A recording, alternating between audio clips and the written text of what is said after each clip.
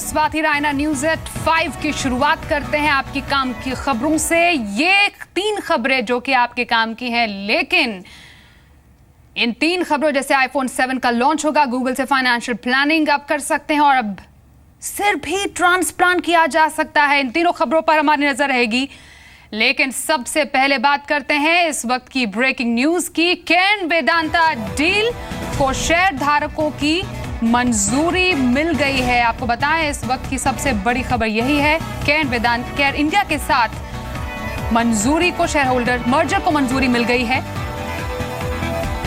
Care India के साथ merger को शेयर होल्डर्स ने मंजूरी दी है। शेयर धारकों की मंजूरी के बाद अब ये डील पक्की हो गई है। वेदांता की ईजीएम में शेयर धारकों ने मंजूरी दी थी और इसके बाद अब इस पर मुहर लग चुकी है। इस वक्त की बड़ी खबर यही है, कैन वेदांता डील को शेयर धारकों की मंजूरी मिल गई है। कैन इंडिया के साथ मर्जर को शेयर होल्डर्स की मंजूरी मिली और मीटिंग में इस मंजूरी को फाइनल किया गया। कुछ दिक्कतें आ रही थी दोनों के मर्जर को लेकर, शेयर होल्डर्स को इस पर आपत्ति थी, जिसके बाद जाकर जो ईजीएम हुई उसमें यह फैसला लिया गया। शेयर होल्डर्स की मंजूरी के बाद ही केयर इंडिया और वेदांता डील को मंजूरी दी गई है। चलिए, market expert Avinash Gorakh sir इस वक्त हमारे साथ है। Avinash, care India Vedanta deal को मंजूरी पर आपकी रिएक्शन? आई थिंक काफी पॉजिटिव है, क्योंकि जो सेकंड डील मेरे ख्याल से जो ऑफर केन ने अपने शेयर होल्डर को दी थी वेदांता के मर्जर के साथ, मेरे ख्याल से ये डेफिनेटली बहुत retail as well institutional holders के लिए काफी अच्छी बात है। मेरे ख्याल से ऑलरेडी मार्केट ने ये अच्छी तरह से जान लिया था कि एलआईसी जैसे बड़े निवेशकों ने भी इस डील के लिए कोएड दिया था। तो मेरे ख्याल से ये डेफिनेटली स्टॉक पे पॉजिटिवली प्ले आउट होना चाहिए। ऊपर से जो ऑयल के प्राइसेस में स्पाइक हमने देखी है, उसका भी इम्पैक्ट आपको केन के शेयर में थोड़ा पॉजिटिव देखने को मिलेगा। तो नेट मुझे लग रहा है कि ये मर्जर अभी आगे चल के कैसे एग्जीक्यूट होता है और कैसे पूरी तरह से फ्रक्टिफाई होता है, इसके ऊपर सबकी नजर रहेगी, लेकिन overall definitely deal positive. Avinash, 1:1 swap ratio बताया गया, इसको लेकर क्या लगता है, ये स्वैप रेशो आपको सही लग रहा है? आगे जाकर क्या इम्पैक्ट हो सकता है? नहीं, मेरे ख्याल से ये रेशो डेफिनेटली पहले से के ऑफर के मुकाबले में काफी अच्छा है। मेरे ख्याल से एक प्रेफरेंस के शेयर की जगह पे 2 प्रेफरेंस शेयर मिलेंगे और इनका भी एक सेपरेट वैल्यूएशन रिटेल इन्वेस्टर्स को प्लस इंस्टीट्यूशनल शेयर होल्डर्स को मिलेगा। प्लस ये भी हमने सुना है कि केन ने क्लियरली कहा है कि मर्जर के बाद वेदांता केन की कैश को प्रूडेंटली यूटिलाइज करेगा। ये भी मार्केट में ऐसी थोड़ी खबर थी कि कैश को लेके काफी थोड़ी सी कंसर्न थी कि कैश कैसे यूटिलाइज होगी। तो मेरे ख्याल से नेट अभी आगे ये मर्जर गोएड तो मिला है, आगे इसकी एग्जीक्यूशन और आगे इसका जो मैनेजमेंट का थॉट प्रोसेस रहेगा उसके ऊपर सबकी नजर रहेगी। लेकिन जो पूरा एक एंटिटी होगा उसको मेरे ख्याल से मार्केट्स को मेरे ख्याल से डेफिनेटली एक थम्स अप मिलेगा, क्योंकि size of balance sheet operation काफी वेल डाइवर्सिफाइड ग्रुप बनेगा, which will include metals as well as oil. तो ओवरऑल पॉजिटिव है। मेरे ख्याल से रिटेल इन्वेस्टर्स को मेरे ख्याल से इससे बेहतर डील शायद मिलती नहीं। ऑलराइट, तो केर्न और वेदांता के शेयर्स जो शेयर होल्डर्स है उन्हें क्या करना चाहिए? जो स्टॉक्स को लेकर क्या आपको लगता है क्या हो सकता है? नहीं, मेरे ख्याल से वेदांता के शेयर होल्डर्स को तो होल्ड करना चाहिए, लेकिन केन में जिनके भी शेयर उनको मिलेंगे वेदांता के और जो स्वैप रेशो अनाउंस किया है, अगर उनकी एक्सपेक्टेशन शॉर्ट टर्म में वो उनको लग रहा है कि कोई बड़ा अपसाइड आएगा तो वो शायद नहीं होगा। बट अगर वो लंबी अवधि के लिए अगर निवेश में इस कंपनी में रहना चाहते हैं, अगर 1.5-2 साल का व्यू लेके काम करेंगे तो ही उनको मोटा पैसा बनेगा। अदरवाइज शॉर्ट टर्म में तो हमने देखा है जब भी कोई भी मर्जर होता है तो उसके बाद में कहीं ना कहीं थोड़े से प्रॉब्लम्स होते हैं इंटीग्रेशन को लेके। तो मेरे ख्याल से जो शॉर्ट टर्म प्लेयर्स हैं जिनको ज्यादा अवधि के लिए शेयर होल्ड नहीं करना है, उनको एग्जिट करना चाहिए, क्योंकि केन का शेयर भी काफी बढ़ चुका है और इस न्यूज से भी थोड़ी बहुत शॉर्ट टर्म में एक स्पाइक देखने को मिलेगी। लेकिन लॉन्ग टर्म निवेशकों के लिए ये बहुत ही बढ़िया अपॉर्चुनिटी है अगर 1.5-2 साल का नजर है। Alright, thank you so much Avinash हमारे साथ इस पूरी खबर पर अपने व्यूज शेयर करने के लिए। चलिए, बड़ी खबर का रुख करते हैं। सुप्रीम कोर्ट ने सुपरटेक मामले में कड़ी टिप्पणी दी है। सुप्रीम कोर्ट ने यह कहा कि उसे मतलब नहीं कि सुपरटेक डूब रहा है या मर रहा है, सुपरटेक को ग्राहकों के पैसे लौटाने ही होंगे। सुप्रीम कोर्ट ने सुपरटेक को आदेश दिया कि वो नोएडा के एमरल्ड कोर्ट प्रोजेक्ट के 17 खरीदारों को कुल जमा मूल रकम का पैसा 4 हफ्ते के अंदर वापस कर दे। कोर्ट में उसका ब्यौरा भी दिया जाए। सुपरटेक दावा कर रही है वो ग्राहकों को 5 जनवरी 2015 से लगातार हर महीने 10% रकम वापस लौटा रही है। पैसा वापस मांग रहे ग्राहकों का आरोप था कि कंपनी की मूल रकम का 10% हिस्सा हर महीने वापस करने की दलील गलत है और उन्हें ये रकम भी समय से नहीं मिलती है। मेरे सहयोगी असीम मनचंदा से बात करते हैं। असीम, सुप्रीम कोर्ट की सख्ती के बाद अब क्या लगता है कि सुपरटेक इस पूरे मामले को गंभीरता से लेगा और जो पैसा वापस करने का जो दबाव अब सुप्रीम कोर्ट की तरफ से भी आ रहा है उसको सीरियसली लिया जाएगा?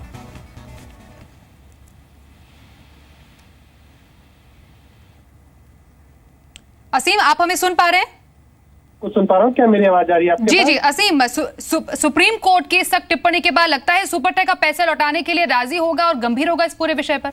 देखिए, सुप्रीम कोर्ट ने साफ और कड़े शब्दों में जो सुपरटेक है उसको निर्देश दिया कि 15 जनवरी 2015 में आपको पैसा लौटाने की शुरुआत जो है वो करनी थी, लेकिन अब तक आप जो पैसा लौटाने के लिए आप तैयार नहीं है। करीब 17 बायर्स थे जिन्होंने एक पिटीशन फाइल की थी और कहा था कि हम उस फ्लैट में कंटिन्यू जो है, जो उस कोर्ट जो प्रोजेक्ट है उसमें कंटिन्यू नहीं करना चाहते हैं, जो प्रोजेक्ट पूरी तरह से इलीगल है। तो हमको जो दूसरी जगह पर या तो हमको पैसा दे दिया जाए या दूसरी जगह हमें अकोमोडेशन जो है वो नहीं चाहिए। तो सुप्रीम कोर्ट ने आज कड़े शब्दों में सुपरटेक को निर्देश दिए कि आप पैसा जो है लौटाइए और 4 हफ्ते के अंदर आपको पैसा जो है लौटाना होगा, यानी कि 25 सितंबर से पहले आपको जो पैसा जो है आपको लौटाना होगा। तो सुप्रीम कोर्ट ने सख्त निर्देश है कि अगर आप पैसा नहीं लौटाते हैं तो आपके ऊपर कार्रवाई जो है वो की जाएगी। जी, बहुत शुक्रिया असीम इस पूरी खबर पर जानकारी के लिए आपका। बढ़ते हैं आगे। कल एप्पल के नए मोबाइल फोन आईफोन 7 का लॉन्च होने जा रहा है। अमेरिका के सैन फ्रांसिस्को में कल आईफोन 7 लॉन्च होगा। आईफोन 7 में क्या खास होगा, कितना अलग है ये आईफोन 6 से, देखिए ये रिपोर्ट।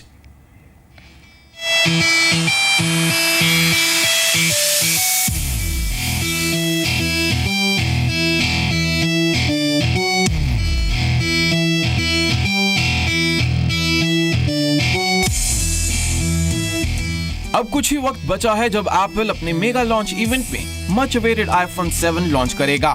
हालांकि कुछ समय से चर्चा हो रही थी कि आईफोन 7 में पिछली बार के मुकाबले ज्यादा बदलाव नहीं होंगे, लेकिन रीसेंट रिपोर्ट्स के मुताबिक एप्पल अपने ग्राहकों को नए फोन से चौंकाने वाला है। सूत्रों की माने तो हालांकि देखने में आईफोन 7 अपने प्रेडिसेसर यानी आईफोन 6 से ज्यादा अलग नहीं होगा, लेकिन एप्पल इस बार अपने फोन में अभी तक का सबसे दमदार चिपसेट यानी A10 चिप डालने जा रहा है। स्टोरेज के मामले में अब आईफोन का बेसिक वेरिएंट होगा 32 GB, जिसका मतलब 16 GB आईफोन की बिक्री अब बंद होने वाली है। आईफोन 7 में 2 GB रैम ही होगी, लेकिन आईफोन 7 प्लस में आपको 3 GB रैम मिलेगी। एप्पल अपने नए फोन में एक नया कलर ऑप्शन भी ला रहा है और अगर रिपोर्ट्स की माने तो ये कलर होगा नेवी ब्लू। टफ कंपटीशन को देखते हुए एप्पल भी नए आईफोन को IPX7 वाटर रेजिस्टेंस बनाने जा रहा है, जिसका मतलब अब एप्पल वॉच की तरह ही नया आईफोन भी वाटर रेजिस्टेंट होगा। नए आईफोन में आपको ईयरफोन्स लगाने के लिए 3.5 mm जैक नहीं मिलेगी और उसकी वजह है नए आईफोन को और पतला बनाना। इसके साथ ही एप्पल इस बार अपने ईयरपीस रिसीवर को अपग्रेड करने जा रहा है, जो एक फुल स्पीकर की तरह भी काम करेगा। एप्पल अपने फोन के कैमरा के लिए हमेशा जाना गया है और इस बार भी एप्पल कुछ नया करने जा रहा है। नए आईफोन में 12 मेगापिक्सल का डुअल कैमरा होगा, जिसमें एक लेंस वाइड एंगल शॉट्स और एक टेलीफोटो लेंस के साथ स्मॉल पिक्सल शॉट्स लेने के लिए काम आएगा। इन सब नए फीचर्स के साथ ही नए आईफोन में प्रेशर सेंसिटिव क्लिकलेस होम बटन और अपग्रेडेड प्रॉक्सिमिटी सेंसर शामिल है।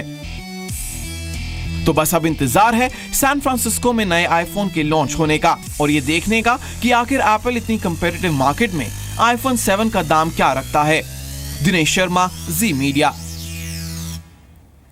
मेरे सहयोगी दिनेश शर्मा इस वक्त हमारे साथ न्यूज रूम से जुड़ गए हैं। दिनेश, आईफोन 7 जिसका इंतजार हर कोई अब इस वक्त कर रहा है, कल का दिन और है, क्या एक्सपेक्ट हम कर सकते हैं आईफोन 7 और 7 प्लस से और कितना अलग हो सकता है? जी स्वाति, सबसे पहले मैं आपको बताना चाहूँगा कि सैन फ्रांसिस्को में ये जब लॉन्च होगा तो उससे ग्राहकों को ज़्यादा डिज़ाइन के मामले में उम्मीद नहीं लगानी चाहिए, क्योंकि आईफोन 6s से ही मिलता जुलता इसका डिज़ाइन होगा। लेकिन डिज़ाइन को अगर हम छोड़ दें और बाकी फीचर्स पर अगर हम नज़र डालें तो काफ़ी सारे नए फीचर्स ऐड कर रहा है एप्पल अपने इस नए फ़ोन में। सबसे पहले इसका चिपसेट प्रोसेसर की अगर हम बात करें तो उसमें A10 प्रोसेसर, A10 चिप को एप्पल इस बार लगा रहा है, जो कि अभी तक की एप्पल की सबसे दमदार चिपसेट है। इसके बाद अगर हम बात करें इसकी रैम की, जो कि अभी तक इसकी 2 GB रैम ही रही है, और हमने इंडियन मार्केट में जितने भी फ़ोन्स हैं उसमें हमने देखा है कि लगभग 30,000 के फ़ोन्स में भी 6 GB तक की रैम मिलती है। लेकिन एप्पल इस बार भी 2 GB रैम आईफोन 7 में रख रहा है और 3 GB रैम रख रहा है आईफोन 7 प्लस में। हालांकि हम ये कह सकते हैं कि एप्पल की इंजीनियरिंग इतनी अच्छी होती है कि उसको ज़्यादा रैम की ज़रूरत नहीं होती है, लेकिन 3 GB रैम मैक्सिमम मिलेगी, वो भी आईफोन 7 में। इसके साथ ही हमें एक नया कलर भी एप्पल इसमें लॉन्च कर रहा है, नया एक वेरिएंट लॉन्च करेगा और वो होगा नेवी ब्लू कलर, और हो भी सकता है कि एक ब्लैक कलर भी एप्पल अपने नए फ़ोन में लाए। इसके साथ हमने ये भी देखा है कि एप्पल बहुत ही जल्द अपने नए फीचर्स ला रहा है, जैसे कि वाटर रेसिस्टेंट, जो कि हमने सैमसंग के काफ़ी सारे फ़ोन्स में देखा है। प्रीमियम स्मार्टफोन्स में ये फीचर अब आने लग गया है और इसी को देखते हुए एप्पल भी वाटर रेसिस्टेंट अपने फ़ोन को बनाना चाह रहा है। तो तमाम ऐसे फीचर्स हैं जो एप्पल अपने इस नए फ़ोन में लाएगा और उम्मीद की जा रही है कि ये अभी तक का एप्पल का बहुत ही नया और बहुत ही अच्छा फ़ोन होने जा रहा है। दिनेश, हमें कितना इंतजार करना पड़ेगा भारत में इसका? जी बिल्कुल, जैसे कि आपको पता है कि टिम कुक थोड़े पहले ही इंडिया आए थे और देखते हैं कितना ज़्यादा पोटेंशियल है इंडियन मार्केट में। उसको देखते हुए हम ये उम्मीद कर सकते हैं कि एप्पल बहुत जल्द दिवाली से पहले आईफोन को इंडिया में भी लाएगा। Thank you so much Dinesh, इस पूरी खबर पर बातचीत करने के लिए और इन्फॉर्मेशन देने के लिए। ज़्यादा इंतजार शायद ना करना पड़े आईफोन 7 के लिए। लेकिन चलिए, अब गूगल की अगर बात करें तो आपकी ज़्यादा बचत करने में वो मदद करेगा, आपकी इन्वेस्टमेंट प्लानिंग में भी ये मदद करेगा। गूगल जल्दी फाइनेंशियल प्लानिंग के लिए भारत सेव्स नाम से वेबसाइट और ऐप लेकर आ रहा है। गूगल इसके लिए सरकार से बातचीत भी कर रहा है। गूगल कराएगा आपकी बचत। फाइनेंशियल प्लानिंग में करेगा आपकी मदद। जल्द ही गूगल ज्यादा बचत और बेहतर तरीके से इन्वेस्टमेंट करने में आपकी मदद करेगा।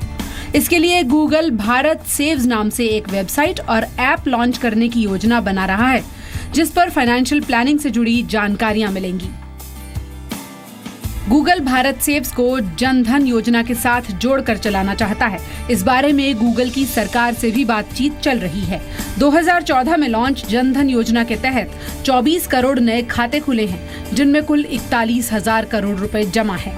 इस वेबसाइट और ऐप के जरिए गूगल फाइनेंशियल प्रोडक्ट्स के बारे में जानकारी मुहैया करा सकता है। गूगल के मुताबिक कंपनी का ये कदम प्रधानमंत्री के उस सपने को पूरा करेगा जो उन्होंने देश में फाइनेंशियल प्लानिंग को लेकर लोगों में जागरूकता फैलाने के लिए देखा है। IMF के मुताबिक 2007-2008 से अब तक भारत के सेविंग्स रेट में कमी आई है। पहले सेविंग्स रेट GDP का 36% था, जो अब GDP का 31% रह गया है। वहीं परिवारों की बचत में भी गिरावट हुई है। वहीं अन्य डेटा के मुताबिक पिछले 4 साल में फैमिली सेविंग 30% से घटकर 1/4 रह गई है। गूगल का ये प्रस्ताव ऐसे समय में आया है जब एप्पल ने भी अपने मोबाइल पेमेंट और डिजिटल वॉलेट सर्विस एप्पल पे के लिए सरकार से बात की है। ब्यूरो रिपोर्ट, जी मीडिया।